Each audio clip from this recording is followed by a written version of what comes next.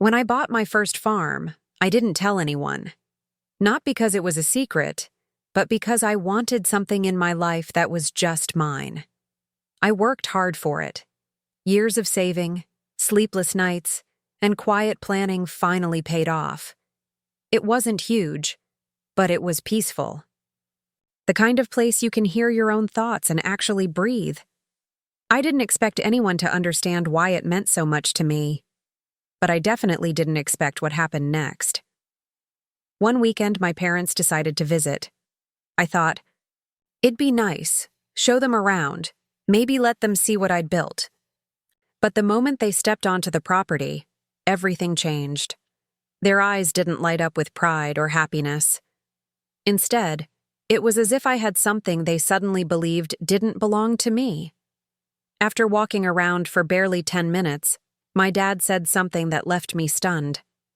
"This would be perfect for your brother," he said casually, like it was just obvious.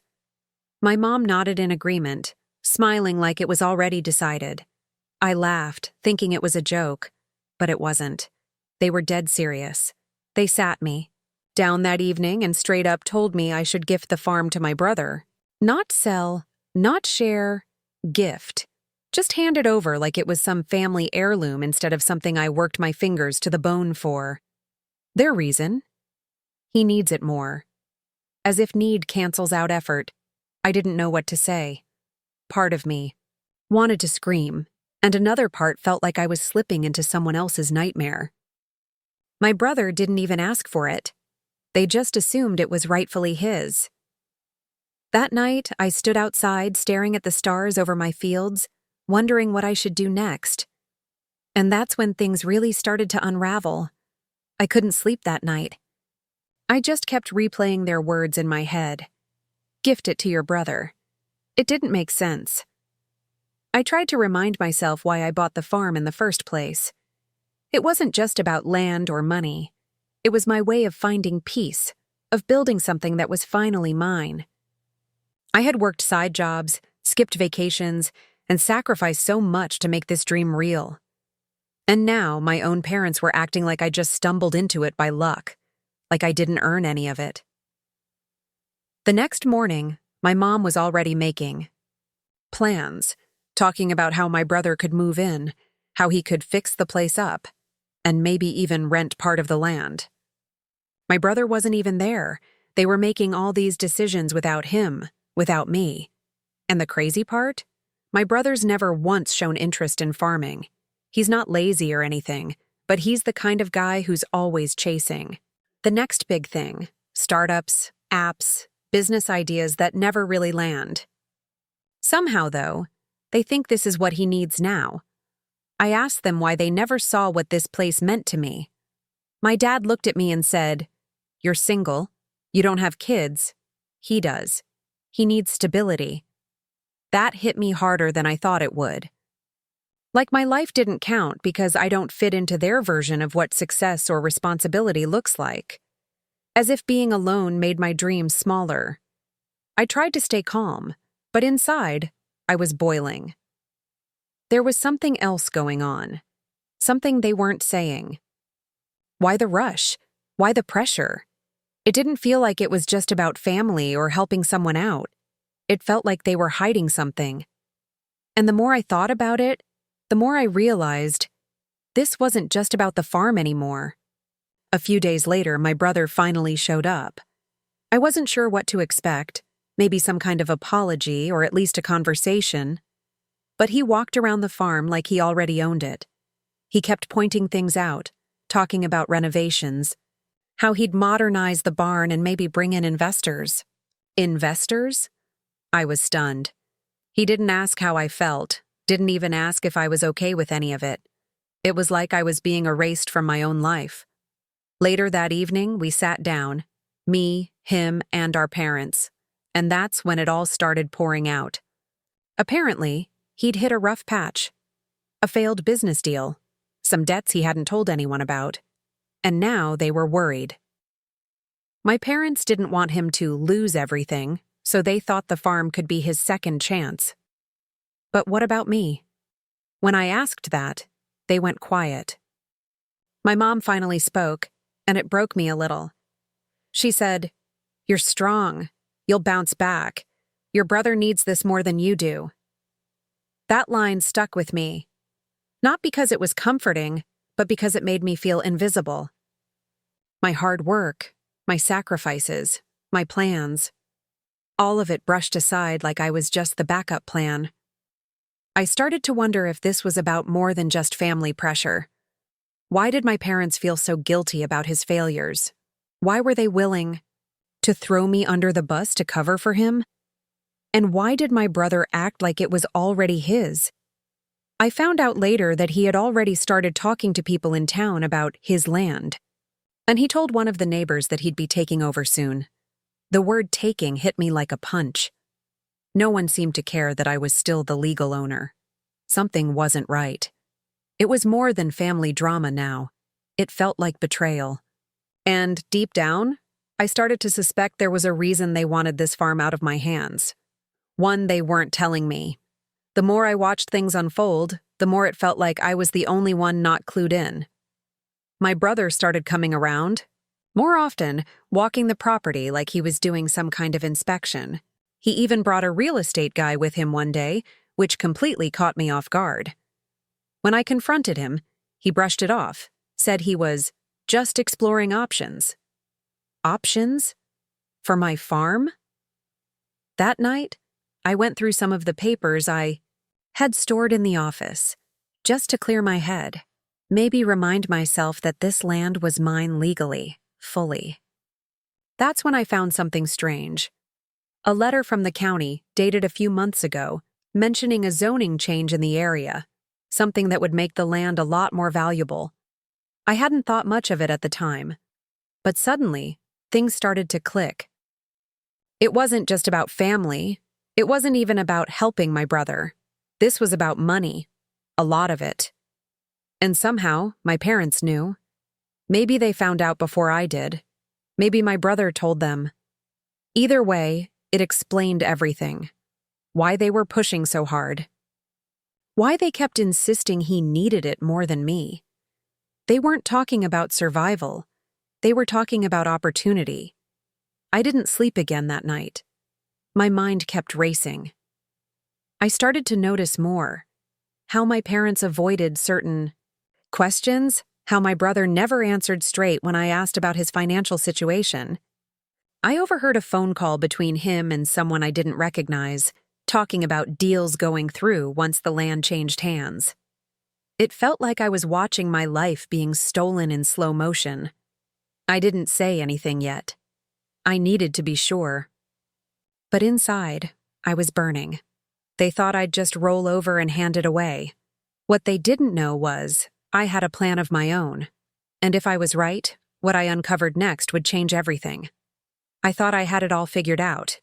That it was just about money, that they saw the land value go up and decided I didn't matter anymore. But then came the part I never expected. While digging through the county's property records, trying to understand more about the zoning change, I found something that made my stomach drop. A name I didn't recognize was listed on a permit request, connected to my farm. It wasn't my brother's, and it definitely wasn't mine. I ran the name through a few local databases, and guess what? It was someone my dad used to work with, a developer. That's when it hit me. This wasn't just a family scheme. This was a setup. They weren't planning to give the farm to my brother to save him. They were planning to sell it off, probably split the profits and walk away like none of it mattered. That's why my brother had been so confident, why my parents pushed so hard. They already had a buyer lined up. They just needed me out of the way. I felt sick. All that talk about family, about helping each other, it was all fake. And the worst part? They had started making calls under the assumption that I'd just give in. My brother even filed some preliminary paperwork to transfer utility services in his name. He hadn't told me. He hadn't even asked. He just assumed it was his. I stayed quiet, let them keep moving pieces around. But now I was watching every step they made.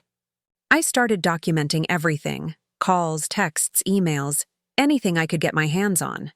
I even reached out to a lawyer just to be safe. But then, just as I was getting ready to push back, something else happened. I got a letter, anonymous, slipped under my door in the middle of the night. It only had one line. "You're not the only one they did this to." That's when I knew. This went even deeper than I thought. I stared at that anonymous note for a long time, heart pounding. You're not the only one they did this to. What did that even mean? Who else?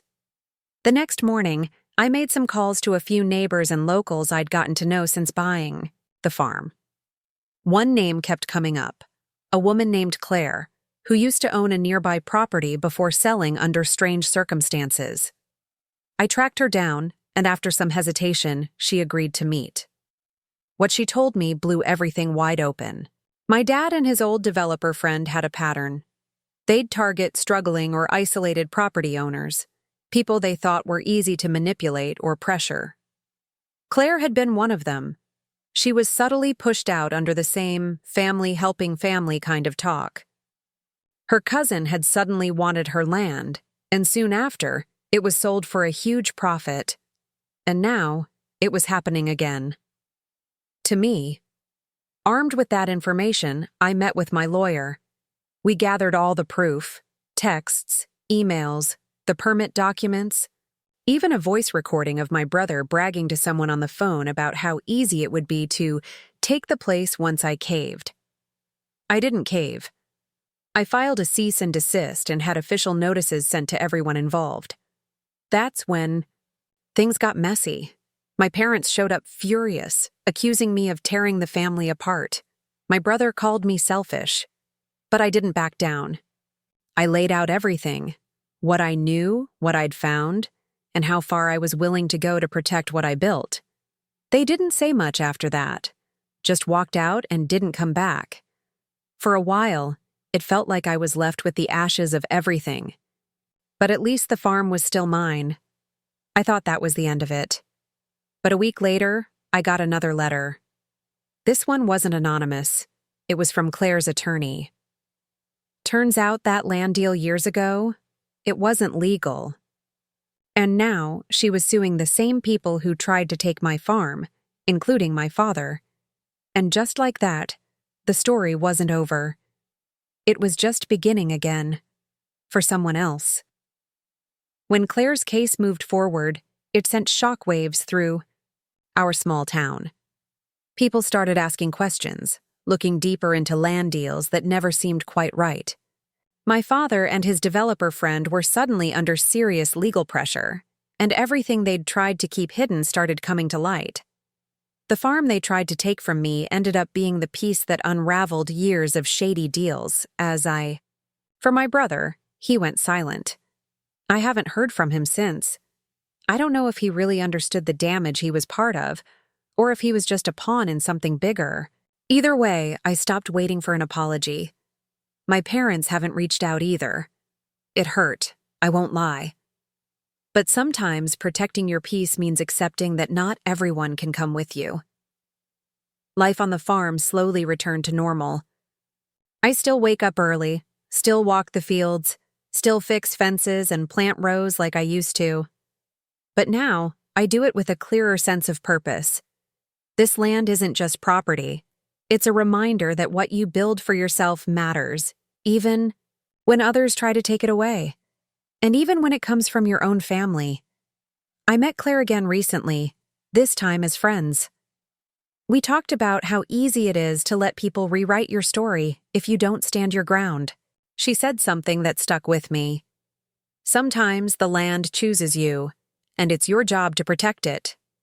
So, yeah, my parents found out I owned a farm. They demanded I gift it to my brother.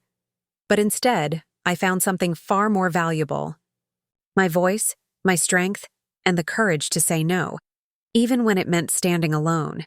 And I'd do it all again.